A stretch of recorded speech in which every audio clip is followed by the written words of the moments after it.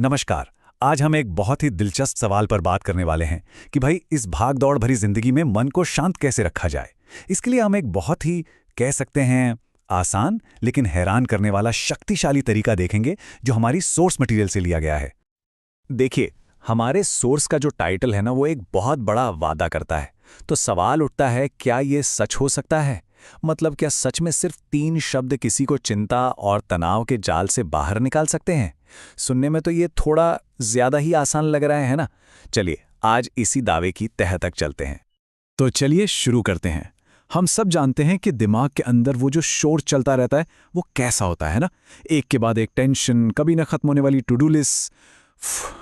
हमारी source material इसी रोजमर्रा की परेशानी का एक बहुत ही हैरान कर देने वाला आसान सा हल बताती है। और देखिए, इसमें कोई मुश्किल फिलॉसफी या कोई लंबी चौड़ी टेक्निक नहीं है, बिल्कुल नहीं। बल्कि जो रास्ता दिखाया गया है वो एकदम सीधा और सरल है। और ये इस बात का सबूत है कि कभी-कभी सबसे बड़े जवाब सबसे आसान चीजों में छिपे होते हैं। और वो जादुई शब्द हैं जय श्री कृष्ण। जी हाँ, सोर्स में बस यही 3 शब्द दिए गए हैं। और आज जो भी हम बात करेंगे उसका पूरा आधार यही एक वाक्यांश है। तो सवाल अब यह है कि आखिर इन 3 शब्दों में ऐसी क्या खास बात है, ऐसी क्या शक्ति छिपी है? अच्छा, इसकी ताकत को अगर समझना है तो हमें इसे थोड़ा तोड़कर देखना होगा। इसके हर एक शब्द का ना अपना एक बहुत गहरा मतलब है। तो चलिए एक एक करके इन्हें समझते हैं। तो सबसे पहला शब्द है जय।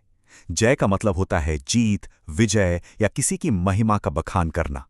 ये अपने आप में एक बहुत ही पॉजिटिव एनर्जी की घोषणा है, एक तरह का जश्न। फिर आता है श्री।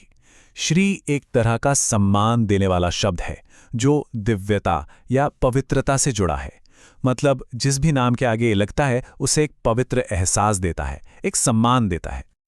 और आखिर में है कृष्ण, जिन्हें प्रेम, ज्ञान और आनंद का स्रोत माना जाता है। तो अगर हम इन तीनों को एक साथ देखें तो ये पूरा वाक्यांश क्या बना? ये बना पॉजिटिविटी, सम्मान और आनंद का एक संगम। तो जब हम इन तीनों शब्दों को एक साथ जोड़ते हैं, जय श्री कृष्णा, तो होता क्या है?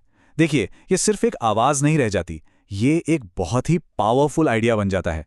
एक ऐसा आइडिया जिसमें हमारे मन की हालत को बदलने की ताकत है। चलिए अब देखते हैं कि ये काम कैसे करता है। जरा सोचिए, हमारा मन 2 तरह से काम कर सकता है।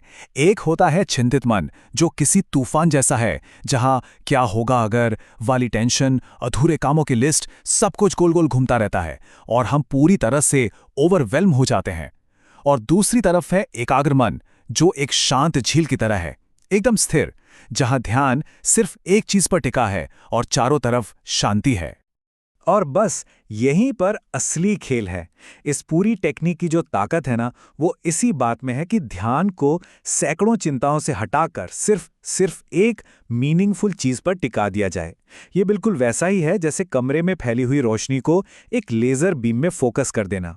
सारी की सारी मेंटल एनर्जी जानबूझकर एक नई शांत दिशा में मोड़ दी जाती है। और यहीं से हम एक बहुत बड़े प्रिंसिपल पर पहुंचते हैं। देखिए, ये सबक सिर्फ जय श्री कृष्ण के बारे में नहीं है। ये किसी भी ऐसे विचार या शब्द के बारे में है जो मन के लिए एक एंकर का काम कर सके, एक लंगर जो उसे विचारों के तूफान में यहां वहां भटकने से रोक ले।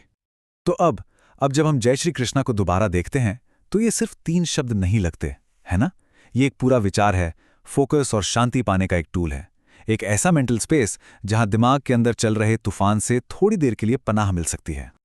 और सच कहूं तो इस पूरी बातचीत का सबसे बड़ा टेकअवे यही है कि कैसे एक छोटा सा लेकिन इरादे से किया गया काम, जैसे किसी एक वाक्यांश को दोहराना, हमारे मन की उथल-पुथल में एक बहुत मजबूत सहारा बन सकता है। ये ठीक वैसा है जैसे अपने अंदर इस शांति का एक छोटा सा कोना बना लेना, बस कुछ छोटे-छोटे सोच समझकर किए गए कामों से। तो आखिर में ये सवाल सोचने पर मजबूर करता है कि हर किसी की अपनी जिंदगी में वो कौन से सरल शब्द या विचार हैं जो एक एंकर का काम करते हैं, जो शांति और ठहराव देते हैं। सोचने वाली बात है ना?